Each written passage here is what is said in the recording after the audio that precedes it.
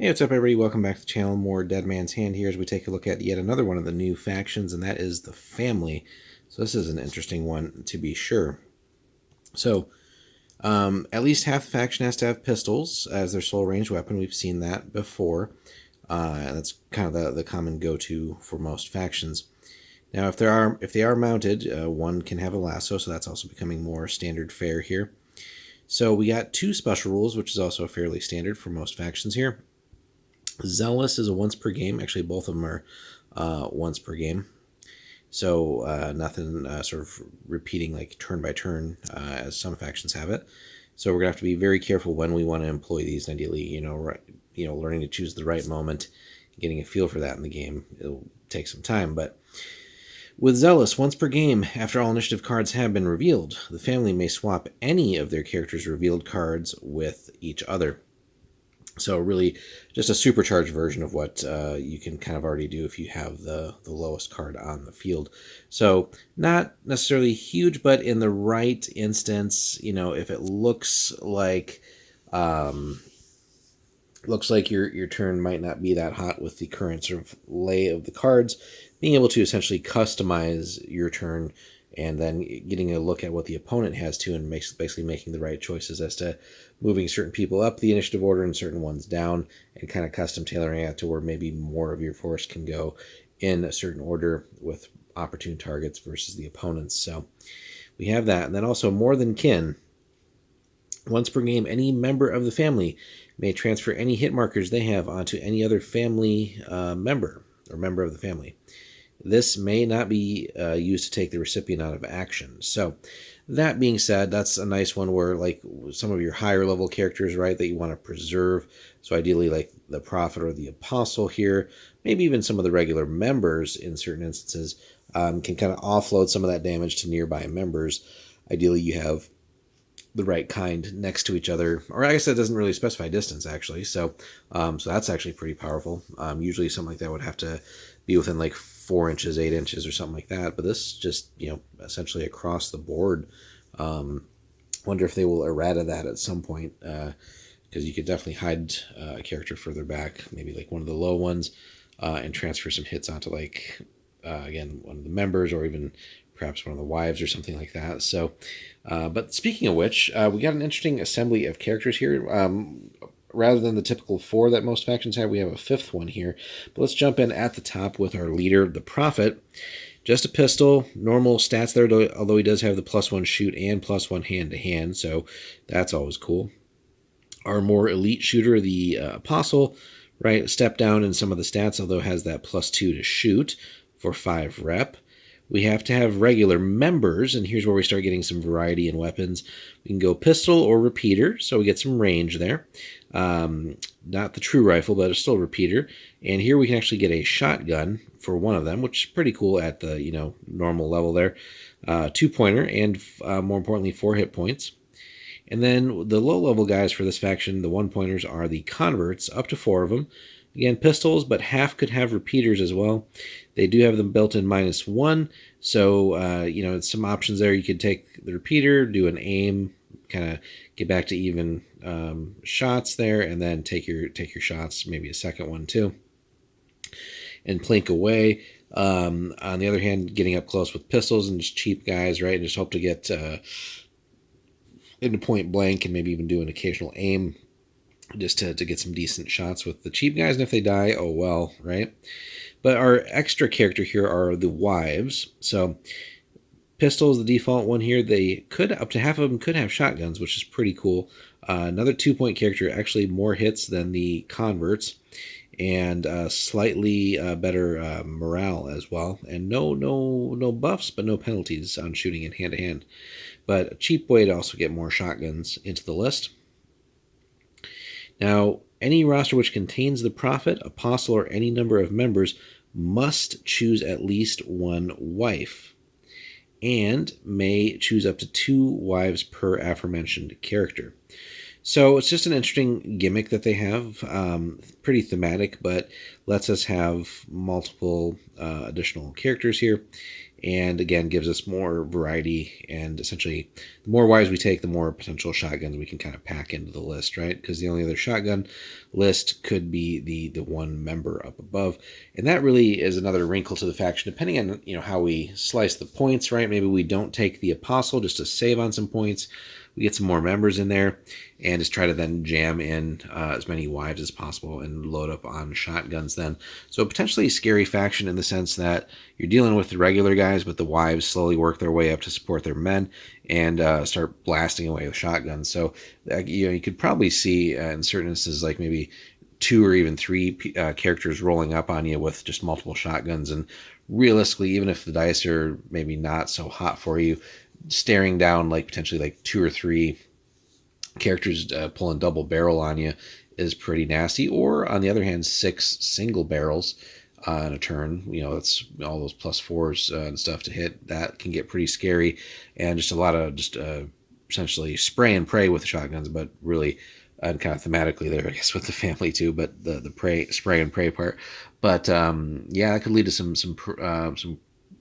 mass casualties piling up pretty quickly if the dice are with them. So now a roster which which only contains converts may not have wives, which is interesting. Which only contains converts. I guess depending on the scenario, if you're kind of like following along with like a lot of the more scenarios that they have in the books here.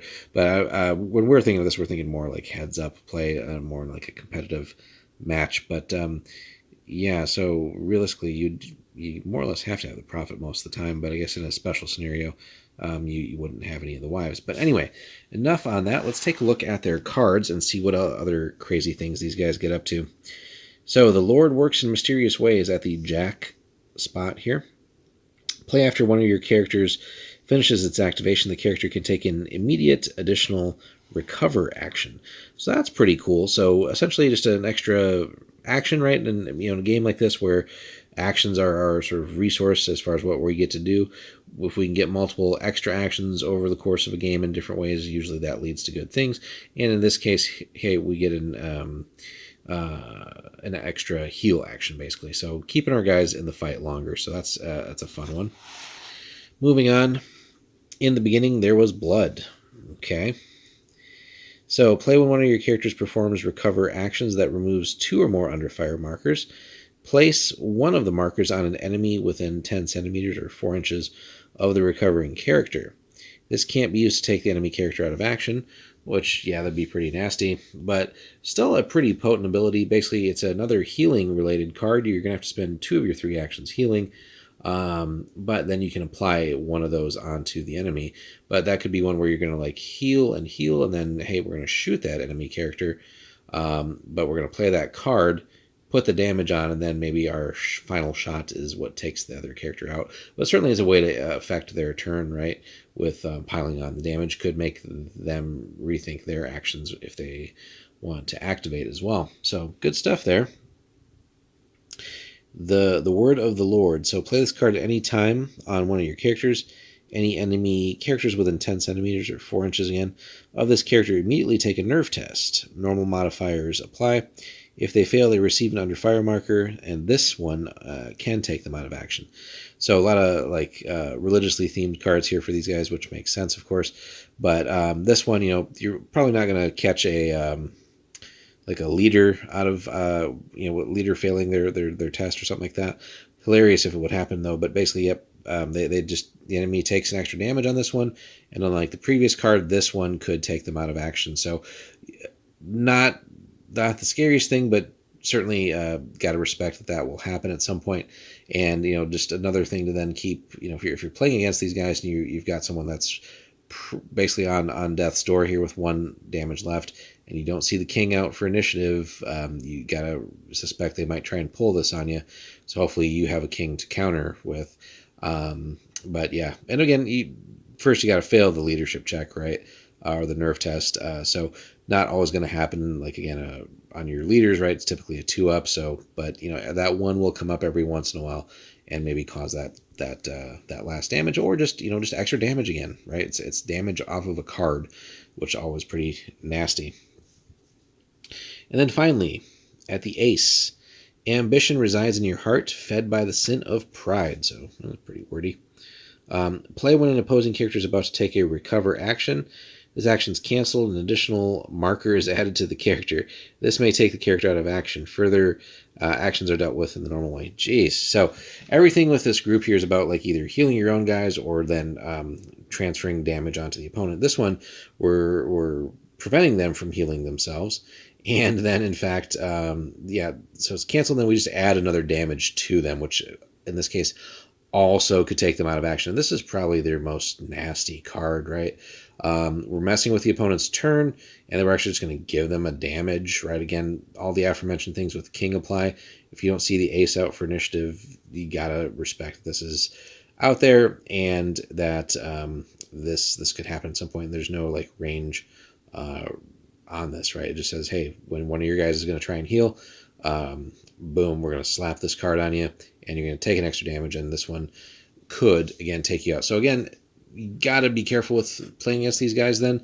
If they are, or if your guys are on that last damage, you know, they might roll up on you and like, you know, hey, we're going to shoot, not even worried about like necessarily killing your guy. We're just trying to get to that last damage that you have left to take, and then boom, we'll throw out the ace to finish you off.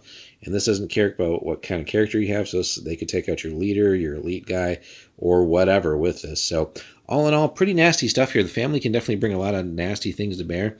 They have access to a fair bit of decent range with the repeaters, but really another up close faction that can bring a frightening amount of shotguns depending on how you combine the list.